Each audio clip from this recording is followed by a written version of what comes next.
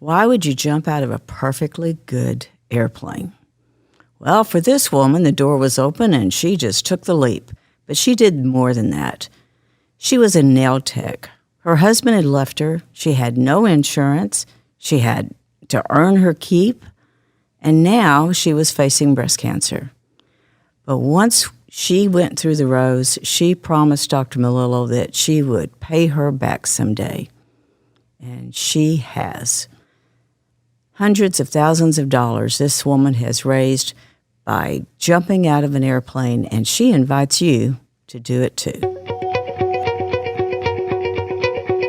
Let's talk about your breast. A different kind of podcast presented to you by The Rose, a breast center of excellence and a Texas treasure. You're going to hear frank discussions about tough topics, and you're going to learn why knowing about your breast could save your life. Join us as we hear another story and we answer those tough questions that you may have.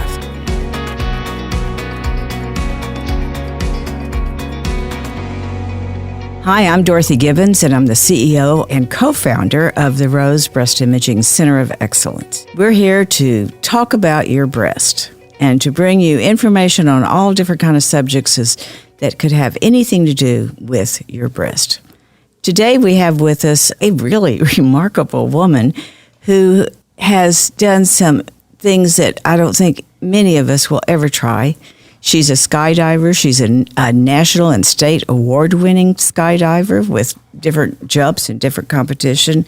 She's a nonprofit founder, and she's a survivor. And she's also a businesswoman. She has her own business. So, Marian, we are so glad to have you here today. Tell us a little bit about how you were introduced to the Rose.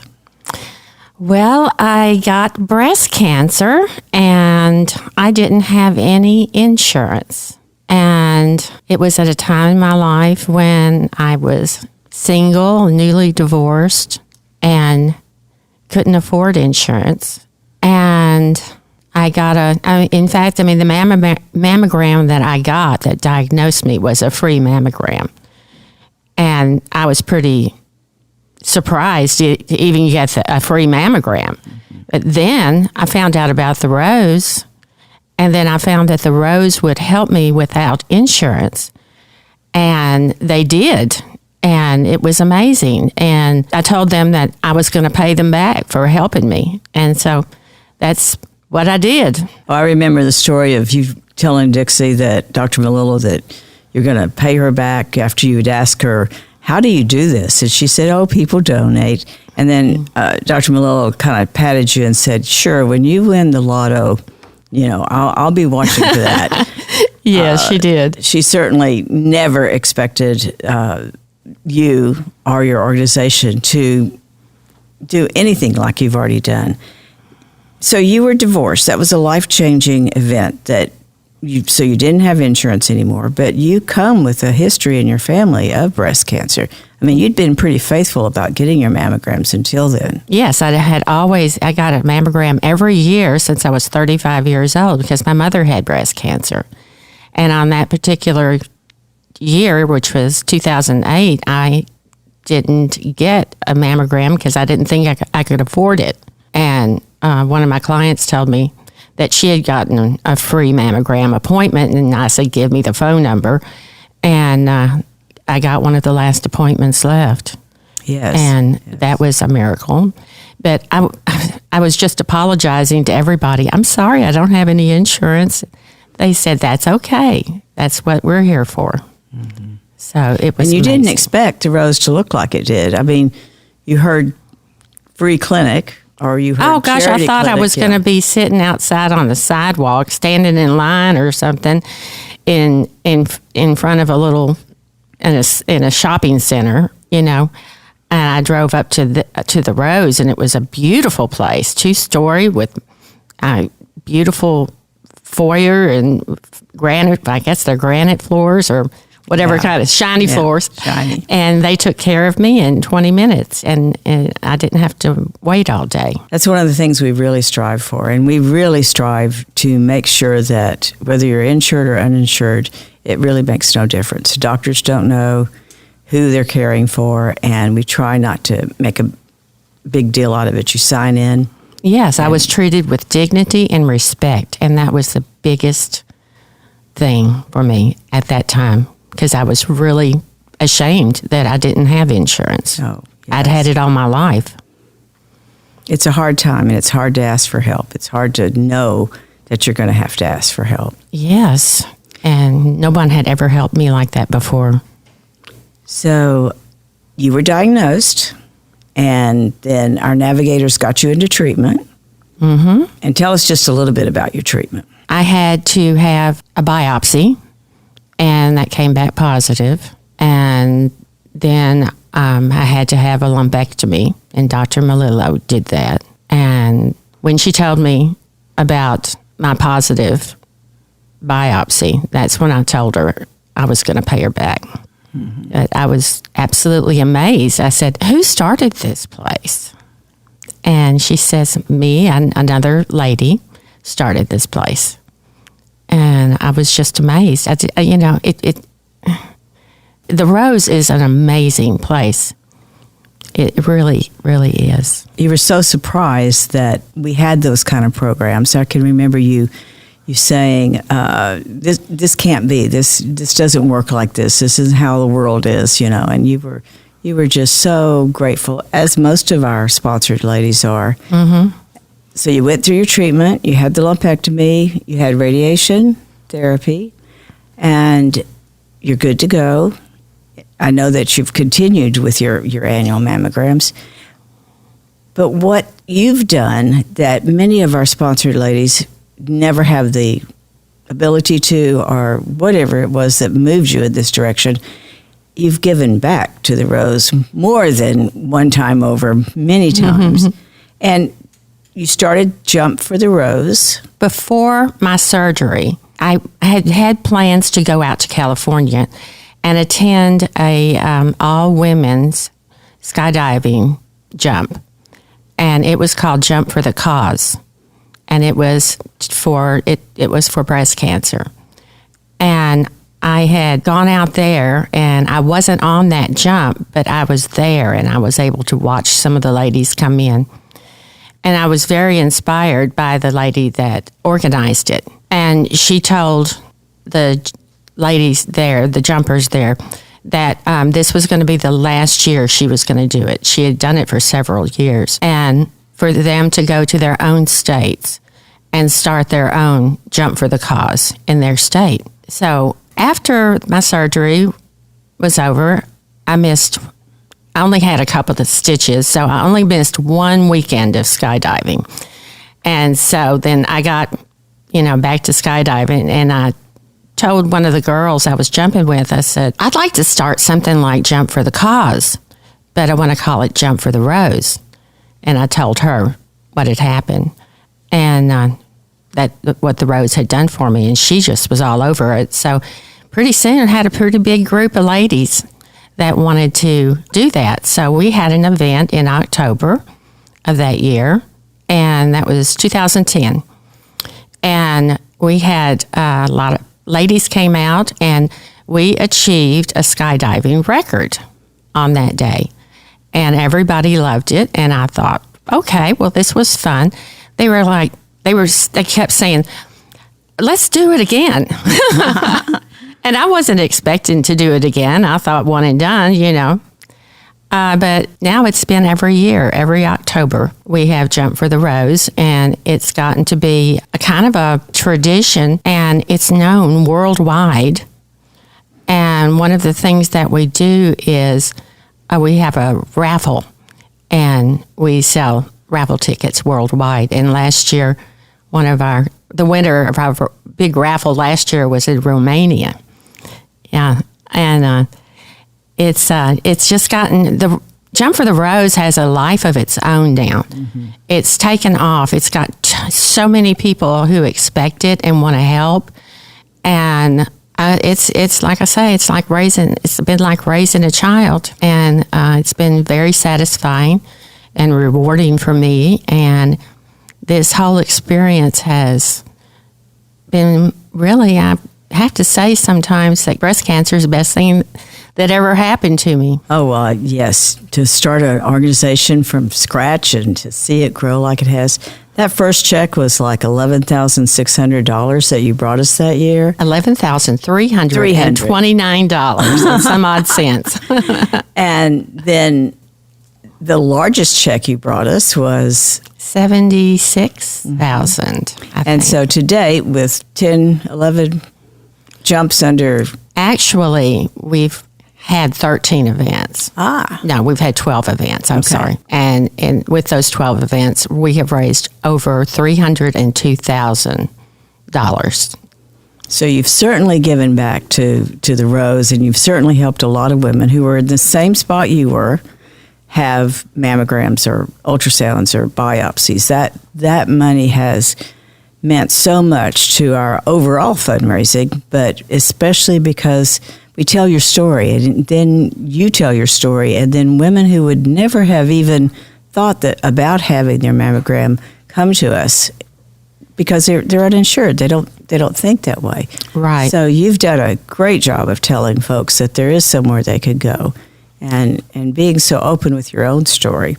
It's not easy to admit you didn't have insurance, or you'd lost so much during that time. And in 2008, didn't you have?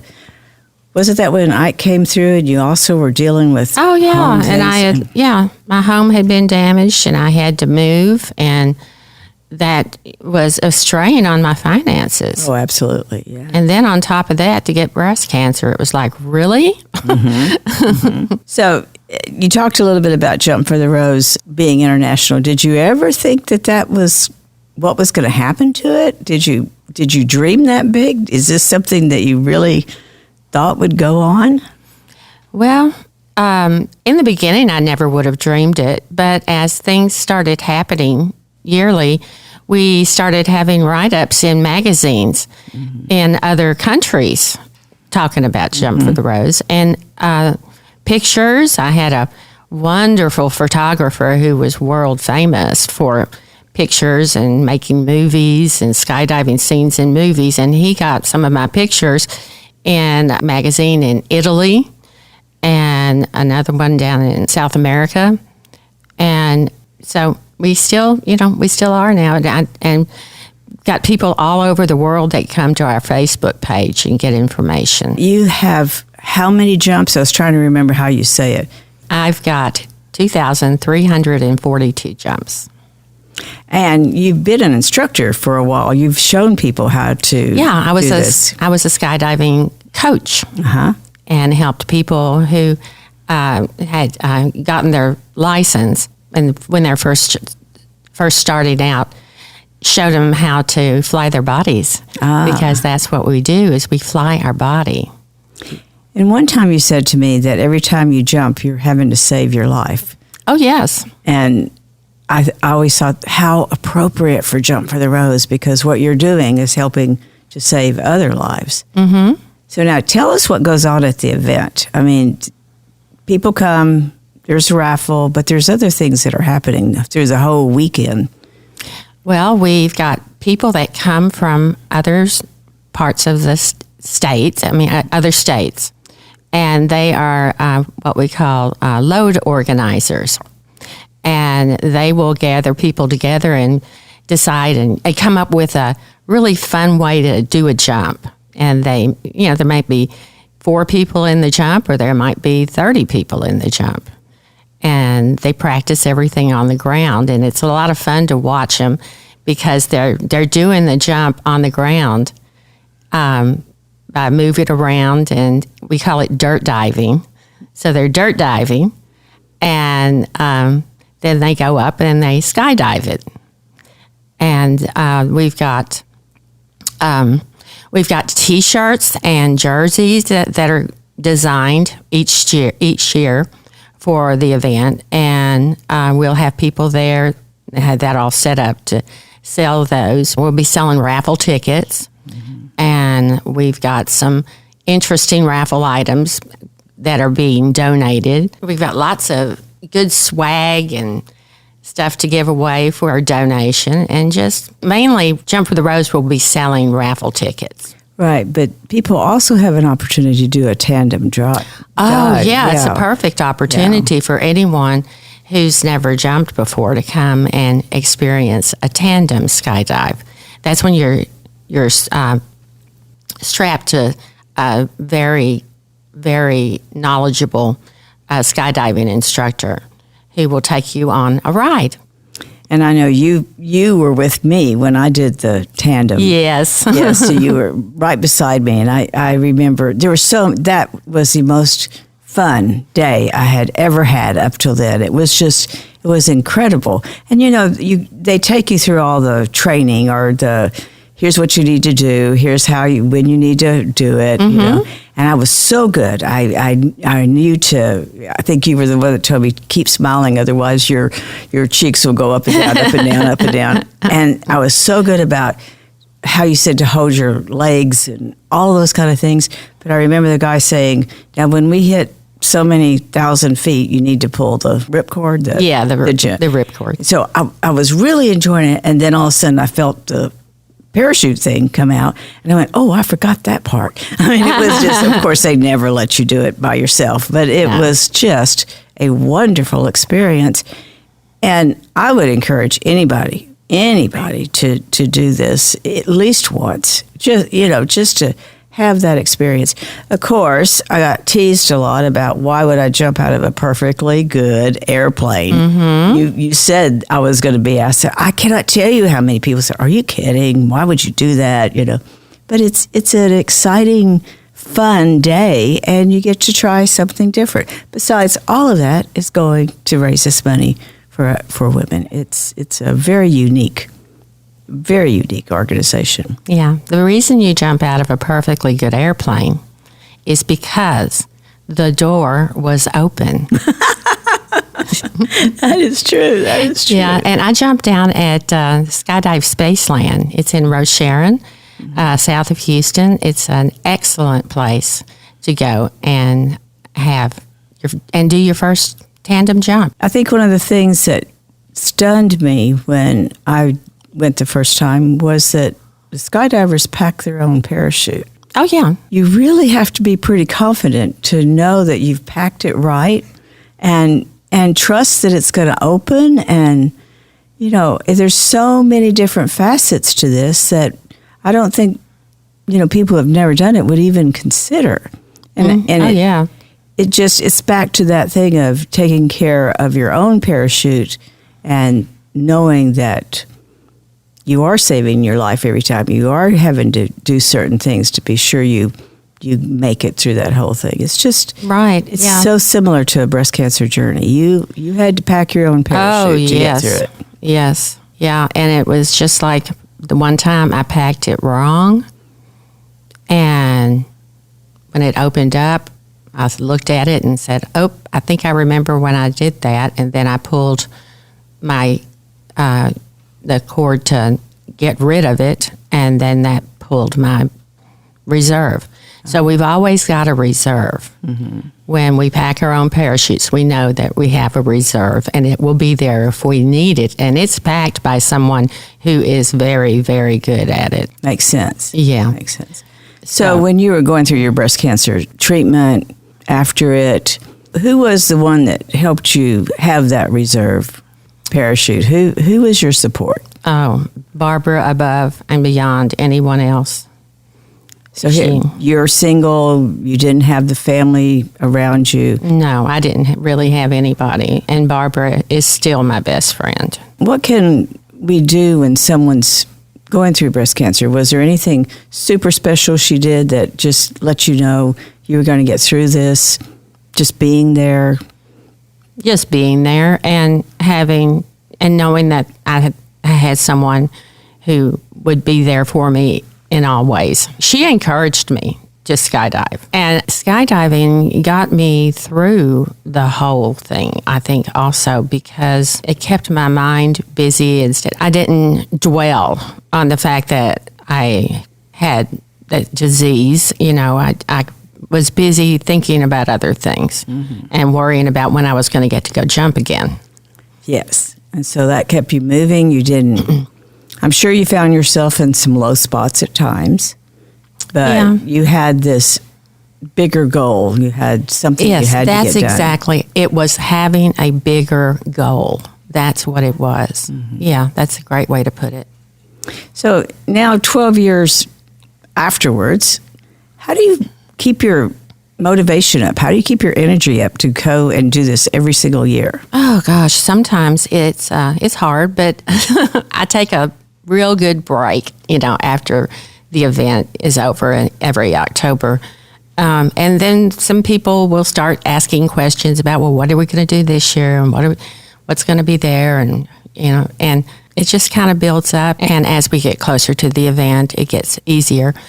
But I've got such a good team behind me now, and they've all got their jobs to do, and they know what they're doing, and I'm not constantly worried about whether or not certain things are getting done and ready for the event. And it is very complicated. You're advertising the tandems, you're talking about the raffles, you are doing all this raffle online and having to keep up with all that.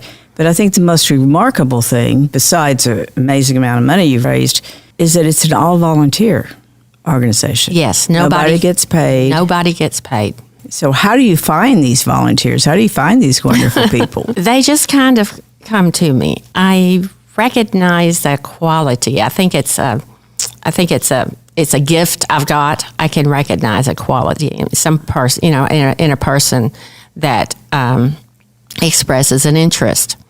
And my main board members have been with me since the beginning, and they're still hanging in there. And we've got some new ones. But you have media people in other states helping you with designs and.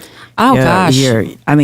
That's incredible. Well, there's a graphics design company in Albuquerque, New Mexico called Options Studios. And the man that owns it is named Adam Buckner. And Adam's been a big fan of Jump for the Rose since just about the beginning, because we would use their company to get our T-shirts printed. And then now one of his employees, Camille, has become a board member. And so I don't have to deal with all of that anymore. She takes care of everything. And she's very dedicated, and she loves doing it. And she's brought in a lot. She's brought in some new people that I, would not have met otherwise. So things are just kind of building. Right. The composition, it's not all skydivers. No. That are your volunteers. It could be anyone, really. Yeah, well, for instance, everyone on my board, none of them skydive now, but they used to. Yeah. Some of them. Yeah. It's not just about skydiving. No, it's not. I know you've said this, but I've really seen how much the Jump for the Rose has changed you, has given you different purposes. I've seen you in Washington, D.C. on a stage in front of 1,000 people and telling your story, and I'm thinking, where does she get this bravery? How do you do all that? Because you have been asked to go so many different places and just talk about the organization. Sometimes I have to really reach deep down inside myself and pull out that side of me that can do those things. And that's part of the success of the organization. I mean, I'm looking for, if someone wanted to start something like you did, what are the good, what are the bad? What advice would you give them? Well, first of all, you need a good education on how to start a nonprofit and a good lawyer. And then finding people to help you, that is another big deal. It was scary for me because I didn't know anything. Mm-hmm. And I was really worried that I would make a very grave mistake and mess things up. But Dorothy, you've been a big help to me. Well, it was our pleasure for sure. This was one of the more, not challenging, but intriguing ideas. It was different. It was something that we could do. And then watching you go international, I just think, oh my gosh, the fact that so many people around the world know about Jump for the Rose and also know about the Rose because of that. Right. Marian, with all your different titles, do you identify with being a survivor the most? Yes. And yes, I do. And having breast cancer and being a survivor, that changed my perspective on everything. I know a lot of women say that. They have breast cancer and it changed me. I'll tell you what changed me the most was jumping out of the airplane the first time. Because I told myself, if I can jump out of a perfectly good airplane, I can do anything. Wow. And I think that realization is what gave me the strength to start Jump for the Rose. I don't want to go too far into this, but you were not a young person when all this started. You were... Oh, gosh, no. I was 52 years old the first time I jumped. Yes. And I mean, that's another really positive message to send to any woman. You know, you had to learn something so different, but also it really required some body strength. And I know how often you talked about you really had to keep doing it to keep your body and your muscles and all of those things. It's a very focused thing. Oh, yeah. To do. Yeah. Yeah. Flying your body is, when we fall out of the sky, we're not just falling. We're flying. We're flying our bodies. We can make ourselves go forwards, backwards, sideways in relation to someone else next to us. That's the only way you can tell if you're going forwards or backwards. But, it takes, yeah, I lost probably 20 pounds after I started. That's a plus, yes. Yeah, and it's something that it's just like any other sport. If you don't do it, you can lose your edge. Yes, but most of us don't start a sport at 52 years old. I mean, I think that is such an encouraging message to all women that you don't get too old. Keep trying. Yeah. Do something different. Yes, there are lots of people who are much, much older that still jump. And in fact, there's a group called Jumpers Over 70, and they get together.